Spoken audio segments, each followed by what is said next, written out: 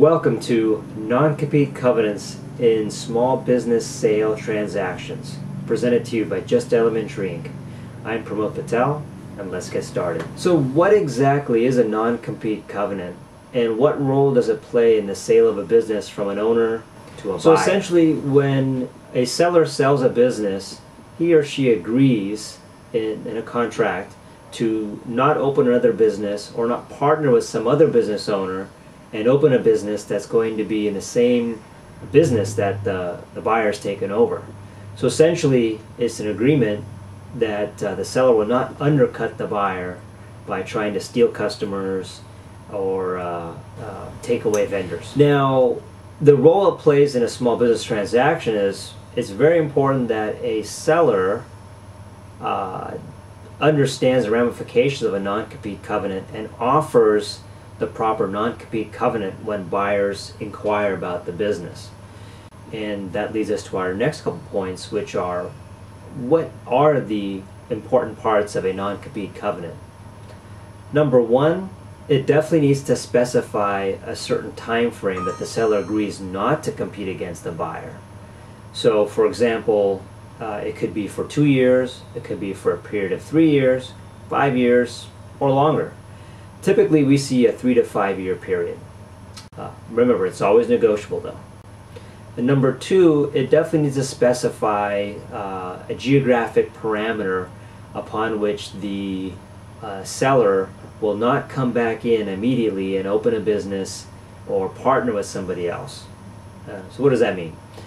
For example, if you buy a business that's servicing California, Nevada, and Arizona, you would want to have a non-compete agreement cover those 3 states. What that means is that the seller can go the day after selling the business to Nebraska, Wyoming, Utah, open another business there, and service local customers. It would prohibit that business from coming in and servicing customers in those 3 first territories we talked about, which are California, Arizona, and Nevada. But it allows that seller to go out and make a living, provide for himself in a different area.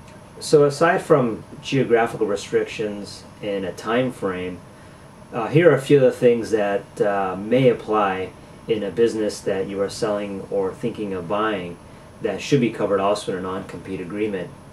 If there are any key customers, they definitely should be specified in a non-compete agreement. If there are any key vendor relationships that could be tampered with and might be very critical, those also should be specified in a non-compete agreement. Something else to consider also is intellectual property. If there are some special processes, workflows, trade secrets that are very unique to that business, it might be very important for a buyer to go ahead and cover those in a non-compete agreement or even a separate agreement that covers that point, so that a buyer again can feel some security in investing in that business. Also, key employees. Now in California, employees have free will to go where they want and do what they want essentially, but there can be some restrictions to have the seller of the business not solicit those employees to come work for them if they happen to go into some other business, related or not related, come to the business in question. Another important thing to be aware of when it comes to non-compete covenants is to be aware of the fact that they are a part of the purchase price allocation. And what that is during negotiations of a contract between a buyer and a seller for a business, the total consideration for the business has to be allocated into different portions. So some will go for the equipment, some will go for the goodwill, some will go for the trade name, some will be allocated to the inventory, and also some will also be allocated towards the value of the non-compete agreement. It could be anywhere from $1 to $100,000 or even more, just depending on what each party needs and what their advisors, especially their CPAs, are telling them to consider. One final important point that is a common theme that we talk about on the company website, in all of our articles, and then also in other videos, is the importance of trust in a transaction.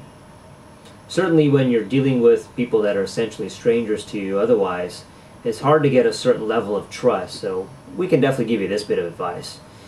If you don't trust the other party that you're dealing with, you definitely need to reconsider moving forward with the transaction.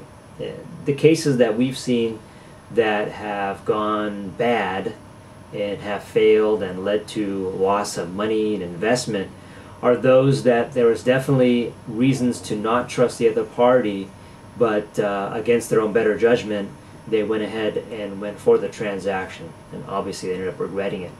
So if you have any reason to distrust the other party, we suggest you try to address those reasons, and if you don't get the right answers and the right feeling, then definitely keep looking. There are other buyers to sell to, and obviously if you're a buyer, there's other sellers looking to sell their business.